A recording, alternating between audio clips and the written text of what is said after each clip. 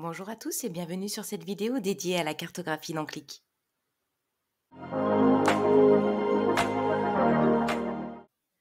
Nous allons parler aujourd'hui du module Click Maps, nativement présent dans ClickSense et ClickCloud et qui permet de réaliser des cartes de la même manière que nous réalisons un graphique. Pour vous présenter les différentes possibilités qu'offrent ces cartes, je vous invite à parcourir avec moi une application que j'ai réalisée sur la base de données d'accidentologie dans le département des Hauts-de-Seine. Nous voici sur un premier tableau de bord où nous réalisons une analyse au niveau du département. Sur cette première carte, nous avons un fond satellite, puis une couche de densité nous permettant de représenter géographiquement les lieux où se produisent le plus d'accidents. Ces cartes étant des graphiques, elles ont le même comportement que tout autre graphique de clic. En réalisant une sélection, par exemple les années 2021, 2020 et 2019, je vois tout mon tableau de bord s'ajuster, y compris ma couche de densité. En sélectionnant la commune de Gennevilliers dans mon top 5, ma carte s'adapte encore une fois en zoomant sur cette commune que je viens de sélectionner. Nous pouvons également réaliser des cartes multicouches. Par exemple, voici une carte avec une première couche de zone où sont localisées les communes du département, puis une couche de diagramme en secteur qui nous permettent de représenter la dimension type d'accident, léger, grave ou fatal. La taille de chaque diagramme varie en fonction du nombre total d'accidents. Nous pouvons ajuster l'aspect de ces cartes pour pouvoir faire ressortir certaines informations. Ici, nous avons représenté uniquement les accidents avec des personnes décédées. Sur une couche de zone représentant les communes, nous avons ajouté une couche de points, dont la taille varie en fonction du nombre d'accidents. Nous avons ensuite centré les étiquettes sur ces points pour mettre en avant cette donnée.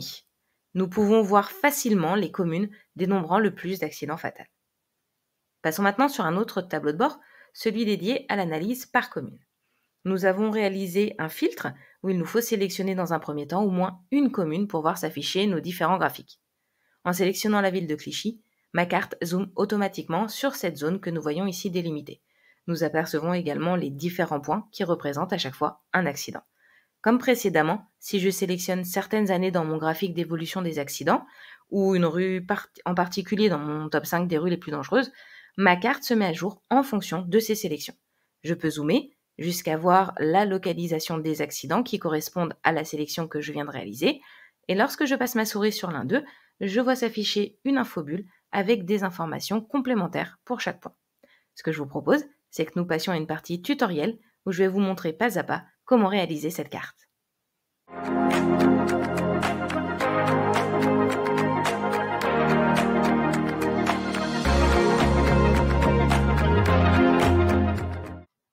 Dans un premier temps, il est important de s'assurer que nous disposons d'informations de localisation dans nos données. En l'occurrence, je dispose du code postal, ce qui va me permettre de localiser les communes et donc de créer les couches de zone. Je dispose également de la latitude et de la longitude pour chacun des accidents recensés. Attention, la latitude et la longitude s'écrivent avec un point. Si vos nombres sont formatés avec une virgule comme séparateur décimal, il se pourrait que Click ne sache pas reconnaître ces valeurs comme des données de localisation.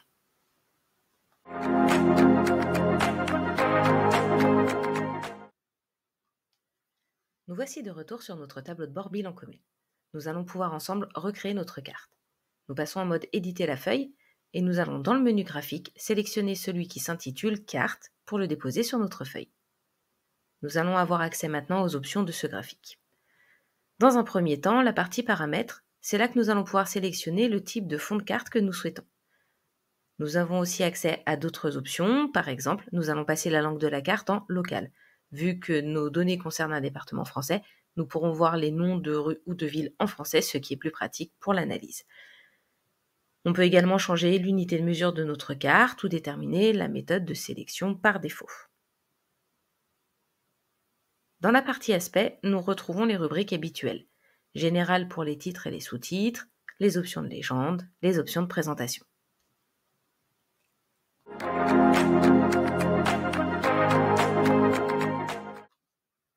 Passons à notre première couche, la couche de zone. Pour pouvoir créer notre découpage par commune, je vais aller sélectionner comme dimension celle des communes. C'est dans la partie emplacement que je vais aller préciser à clic comment localiser ces communes. Et pour cela, je vais utiliser la dimension code postal. Le code postal est plus précis pour la localisation avec la cartographie clic. Je vais aller décocher le mode auto pour l'étendue des emplacements et sélectionner le type code postal. Ainsi, Click saura à quelle donnée il a affaire. Pour qu'il sache lire correctement ces codes postaux, je vais également lui préciser dans le champ pays le code FR, qui est le code pays de la France. Nous pouvons voir notre carte qui se met à jour avec notre découpage par commune. Dans la partie couleur, je vais aller choisir un gris clair et je vais diminuer l'opacité. L'idée, c'est que l'on ait la localisation, le découpage de ces communes, mais que l'on puisse continuer à lire le fond de notre carte.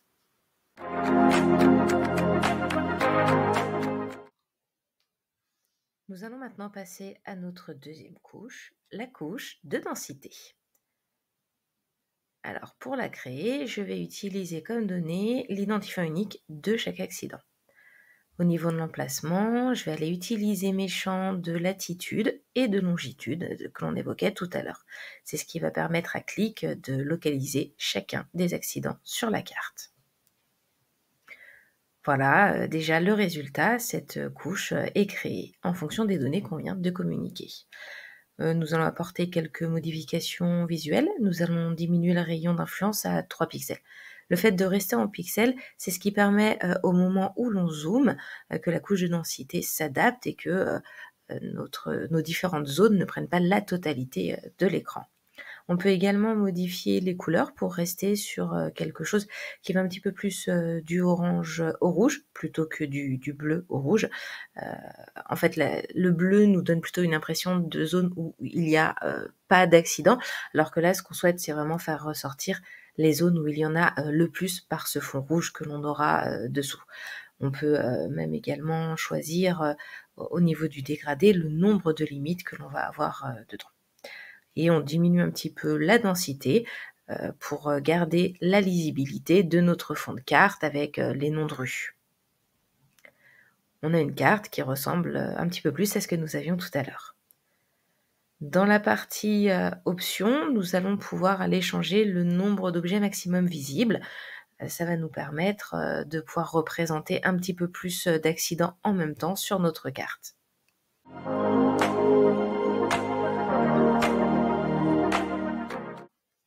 Passons à notre dernière couche, la couche de points.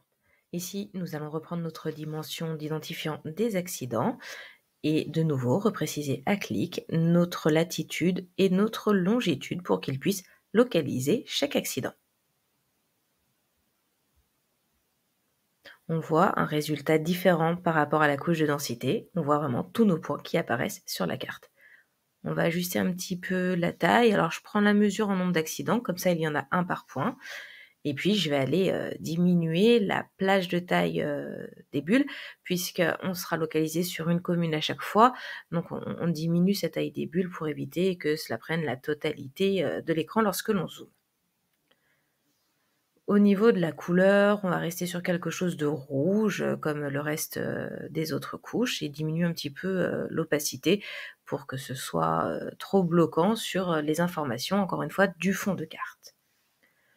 Au niveau des options, on augmente là encore le nombre d'accidents que l'on peut représenter en même temps. Il faut faire attention, si on met trop d'objets visibles en même temps, ça va vite alourdir le chargement de la carte. Là, en l'occurrence, on veut utiliser un filtre par commune ou peut-être 2 ou 3 communes voisines en même temps. Le nombre affiché en même temps ne sera pas trop important. En dernière étape, on va aller modifier notre infobulle afin de créer une infobulle personnalisée et afficher les informations que l'on souhaite, comme on avait pu le voir tout à l'heure. Donc là, en l'occurrence, j'ai déjà préparé mon texte pour éviter de tout retaper devant vous. Et vous le voyez, hein, les informations qui s'affichent sont les différents champs, les différentes dimensions que j'ai à ma disposition dans mes données, celles qui m'ont semblé pertinentes pour mener une analyse plus approfondie sur les accidents, comme le nombre de victimes, le type de victime, la date. Voilà, chacun choisit ce qui lui semble pertinent.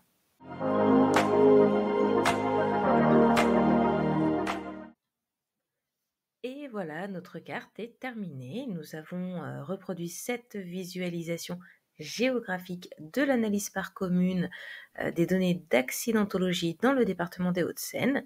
Et nous pouvons de nouveau réaliser notre sélection sur la ville de Clichy et voir notre carte qui s'ajuste.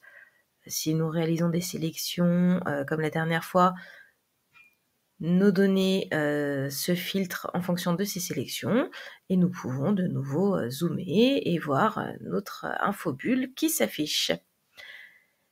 C'est tout pour aujourd'hui, j'espère que vous avez apprécié ce tutoriel. Si vous avez la moindre question, si vous souhaitez savoir comment utiliser la cartographie dans Qlik pour pouvoir réaliser des analyses sur vos données, n'hésitez pas à prendre contact avec nous et nous étudierons ce qui est faisable. En attendant, excellente journée à tous!